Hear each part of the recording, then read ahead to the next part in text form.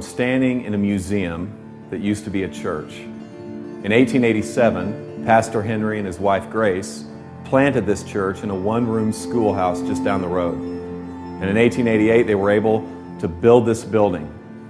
And they passed on their love for this community because of the gospel to a generation. And things were going really well. But 2 generations after this church was planted, it died. And you can see the pictures behind me of the faithful members of this congregation. And many of them lie in the graveyard behind the church. This church had a man crisis. It was men who made this church come alive, and it's probably men who caused this church to die. In churches, when men stop investing in younger men stop caring. That's probably what happened to this church, and that's definitely what's happening in our churches. Older gentlemen do not know how to finish well. They don't know how to invest. And so middle-aged men don't know how to stay married. They don't know how to stay connected to the hearts of their children. And so younger men don't even want to be men. And so younger men are prolonging their adolescence. And they're doing this residentially. Guys in their 20s and early 30s, a third of them live with their parents. That's a 100% increase in the last 20 years. They're doing it professionally. Men 18 to 42 will change jobs 11 times. They're doing it recreationally. The average age of a video game user is 35 years old. And so when these men finally stop fondling the controller, they fondle themselves. Every second of every day, $3,000 is spent on pornography. Every second. We need better men, which means we need better pastors.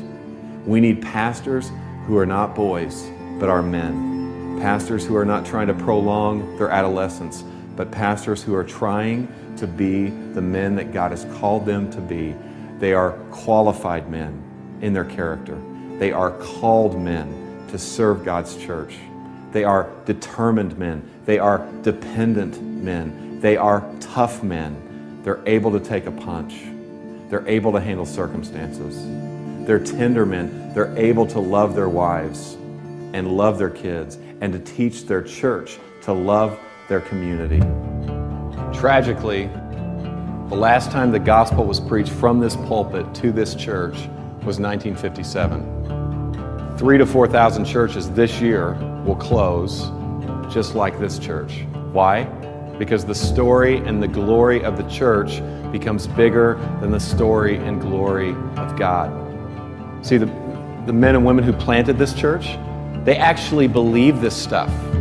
They actually believe that Jesus lived a perfect life, that he died a brutal death, and that he rose again, triumphing over sin and death. They believed it. And because they believed it happened, they believed it had implications on their life, that their sin could be forgiven, that they could have a new identity, and that they could be sent on mission with this God who is on mission. But the reality is most Christians are not on mission. A recent poll said that 60% of all Christians felt no obligation whatsoever to share their faith.